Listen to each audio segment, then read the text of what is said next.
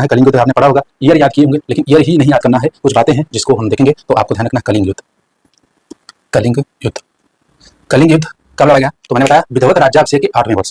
कब? विधवत, तो विधवत राज्याभिषेक कब हुआ? 269 में, तो 8वें वर्ष यानी 261 ईसा पूर्व।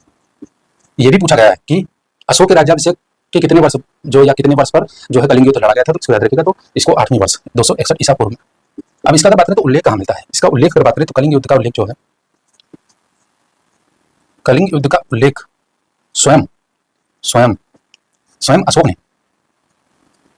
अशोक ने अपने 13वें शिलालेख में किया है। ध्यान रखना है, ये भी सारे क्वेश्चन है।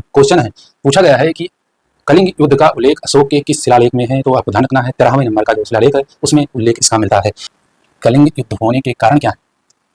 तो सबसे पहला कारण जो आपको ध्यान रखना है वह है कलिंग की स्वतंत्रता। युद्ध का कारण में अगर हम देखें तो सबसे पहला है कलिंग स्वतंत्र था। कलिंग की स्वतंत्रता,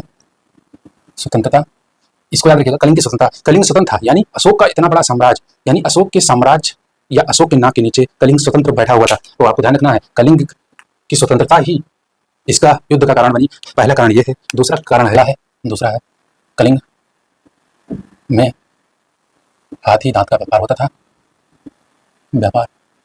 तो कलिंग में हाथी दांत का व्यापार भी बहुत मजबूत था, इसलिए ये दूसरा कारण आप मान सकते हैं। कलिंग में हाथी दांत का व्यापार तथा कपड़ा व्यापार भी था,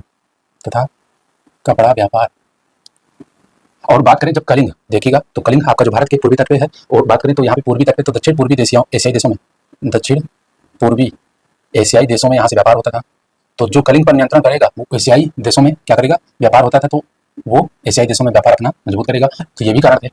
अब एक कारण और मिलता है, वो बहुत ज्यादा इंपॉर्टेंट नहीं है। खारवेल का जो हाथी गुम्फा अभिलेख है, कौन सा? चौथे में देख लेते हैं। खारवेल का हाथी गुम्फा अभिलेख है, तो इसमें आपको ध्यान रखना है, इसमें मिलता है कि जो ये आपका कलिंग के राजा थे, कलिंग के शासक थे नंदराज, जिनका नाम मिलता है, ठीक है। कलिंग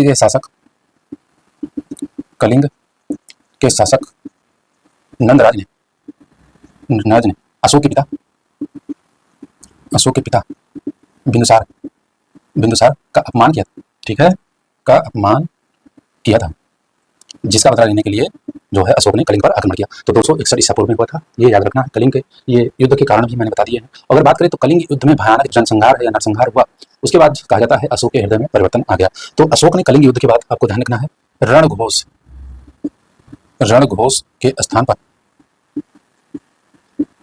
धर्मघोष की घोषणा की, यानी धर्मघोष की नीति का पालन किया। इसको याद रखिएगा। तो कलिंग युद्ध से जुड़े इतने पॉइंट आपको याद रखने